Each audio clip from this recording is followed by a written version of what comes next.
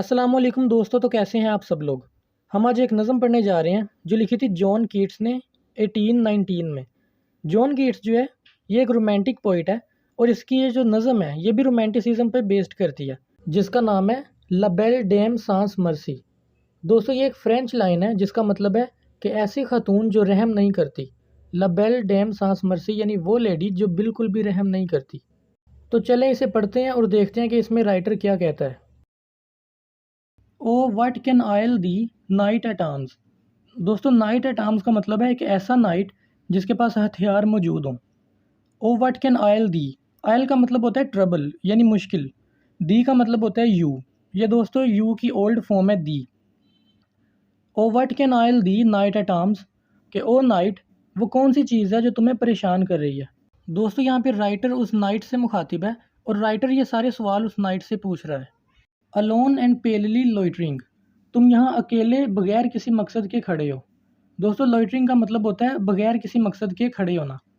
The सेज has withered from the lake, कि जो घास है वो सूख चुकी है नदी के पास। दोस्तों सेज एक किस्म की घास होती है जो सूख चुकी है, जो नदी के पास थी। एंड नो बर्ड्स सिंग, और कोई भी परिंदे नहीं चहचहा रहे। O what can ail thee knight at arms, so haggard and so वो बी गॉन। ओ नाइट वो क्या चीज़ है जो तुम्हें तंग कर रही है, तुम बहुत थके हुए और बहुत उदास नज़र आ रहे हो। The squirrels granary is full and the harvest gone, कि जो गिलहरियों की वो जो जगह है जहाँ पे वो अपना खाना स्टोर करती हैं वो फुल हो चुकी है और तमाम फसलें जा चुकी हैं। दोस्तों इसका मतलब ये है क्योंकि जो गिलहरियाँ हैं वो गर्मियों में खाना इकट्ठा करती रहती हैं और सर्दियों में बस वो बैठ के खाती हैं, इसलिए वो कह रहा है कि वो जो उनकी ग्रैनरी है यानी ग्रेन से लफ्ज़ निकला है ग्रैनरी, वो फुल हो चुकी है और जो तमाम फसलें हैं वो जा चुकी हैं। यानी सर्दियों में जब बर्फ़बारी होती है तो कोई फसलें नहीं उगती, इसलिए शायर ये बात कर रहा है। I see a lily on the brow with anguish moist and fever dew, मैं तुम्हारे चेहरे पर जर्द रंग देख सकता हूँ और इसके अलावा पसीना और दर्द भी। And on the cheeks a fading rose fast withered too, और तुम्हारी जो गाल हैं वो ऐसे हैं जैसे मुरझाए हुए फूल की तरह जो तेज़ी से मुरझा रहा हो।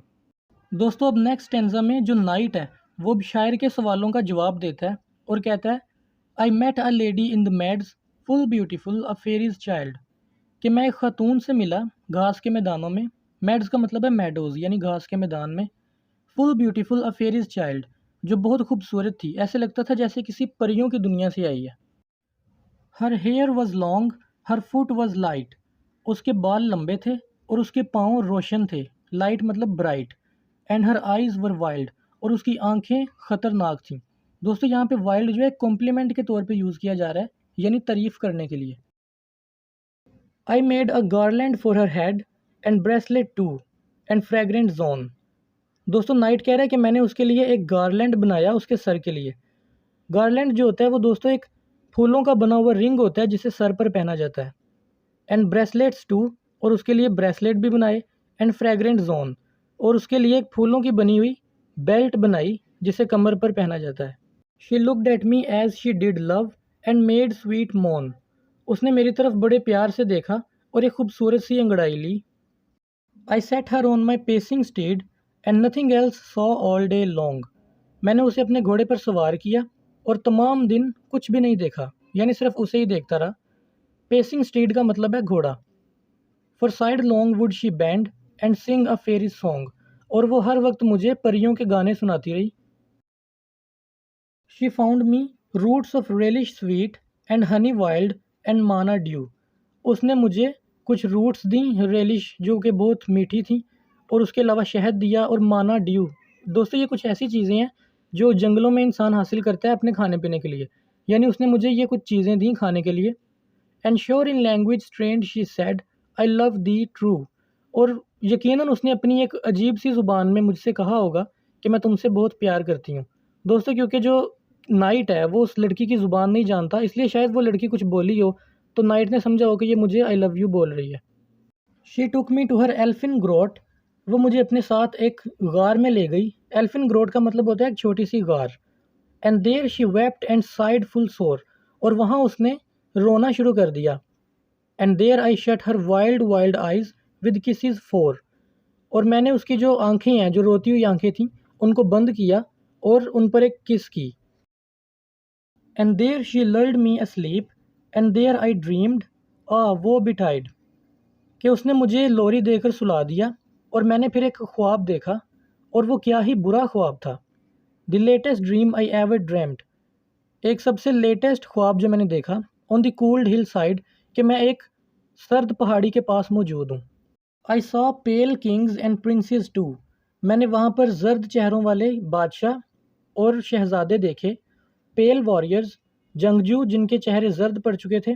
Death pail were they all, उनके चेहरे इस तरह जर्द थे जैसे मौत की वजह से होते हैं। दे क्राइड, वो चिल्लाए। लबेले डेम सांस मर्सी, कि इस खातून से दूर रहो, ये रहम नहीं करती। द हाथ इन थ्राल, तुम बहुत बड़ी मुश्किल में हो। दोस्तों, इससे पता चलता है कि वो जो लेडी है उसने ही उन सारों को इस तरह का बना दिया है। I saw their starved lips in the gloam with horrid warning gaped wide, मैंने उनके सूखे हुए होंठ देखे जो कि बहुत ज़्यादा खौफजदा थे और मुझे वार्निंग दे रहे थे। And I अवोक and found me here, और उसके बाद जब मैं उठा तो मैंने अपने आप को यहाँ पाया। On the cold hill side, एक सर्द पहाड़ी के पास। And this is why I sojourn here alone and palely loitering, और इसलिए अब मैं यहाँ आवारा घूम रहा हूँ, तन्हा और अपने जर्द फेस के साथ। दो द सेज is withered from the lake, हत्ता के जो घास है वो नदी के पास से खुश्क हो चुकी है। एंड नो बर्ड सिंग, और कोई परिंदे भी नहीं चहचहा रहे। तो मुझे उम्मीद है आपको ये वीडियो पसंद आई होगी। अगर आपका कोई भी सवाल या कोई भी सजेशन हो तो आप नीचे कमेंट्स में मुझे बता सकते हैं। तो मिलते हैं अगली वीडियो में, तब तक के लिए अल्लाह हाफ़िज़।